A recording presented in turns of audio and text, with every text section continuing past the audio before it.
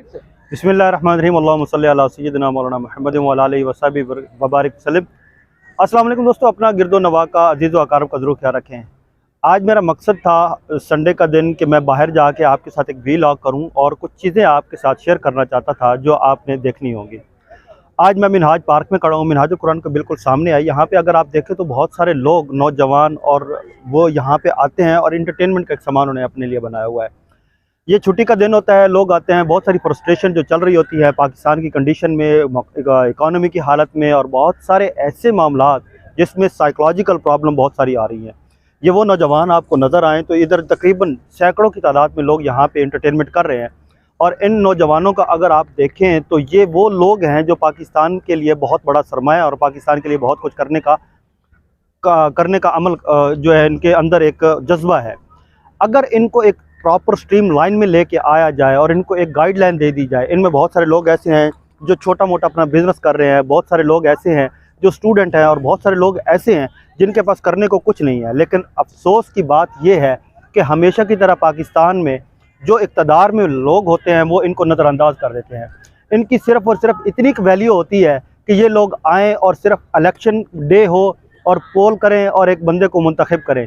अगर एक बंदे में एक नौजवान ने अगर एक ऐसे बंदे को मुंतखब किया है जो पाकिस्तान के लिए हो, जिसको वो पसंद करता हो, जिसकी एक शोहरत अच्छी हो, लेकिन उसका नतीजा जो है वो तब्दील कर दिया जाता है। अफसोस का मकाम है, लेकिन इनकी तरफ कोई तवज्जो नहीं होती। आप पाकिस्तान में तालीमी मायार देखें तो वो ये है, जैसे मैं एक पहले अपने वीलॉग में कर चुका हूँ कि पाकिस्तान में तालीमी मायार जो है उसको कैटेगराइज़ किया गया है। ये लोग जो है मेन स्ट्रीम लाइन में कभी नहीं आते, CSS के एग्ज़ाम के लिए ये क्वालिफाइड नहीं कर सकते। ये लोग कभी भी जो है वो एक प्रॉपर जो एक इकोनॉमी क्लास है ऊपर वाले, उस इकोनॉमी क्लास में दाखिल नहीं हो सकते, क्योंकि उनके लिए रॉयल पाम बना हुआ है, उनके लिए HSN है, उनके लिए लम्स यूनिवर्सिटी है, उनके लिए बड़े बड़े इदारे हैं। और वो लोग हैं जो बड़े ब्यूरोक्रेट बनेंगे, बड़े बड़े ओहदों पे जाएंगे। इन लोगों ने सिर्फ़ और सिर्फ पोलिंग पे जाना है, क्लरिकल जॉब होगी इनके लिए, नायब कासद होंगे, या सिर्फ़ और सिर्फ उन बड़े लोगों के लिए ये खिदमत गुजार के तौर पर सामने आएंगे।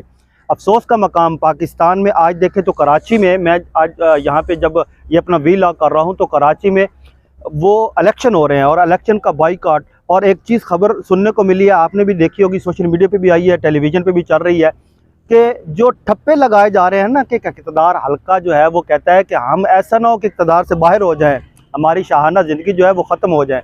तो मैं बड़े अजीब से एक कंडीशन में हूँ। मैं चाहता हूँ कि पाकिस्तान स्टेबिलिटी की तरफ जाए और जो हल्के हैं उनको भी चाहिए कि वो पाकिस्तान के लिए कुछ काम करें।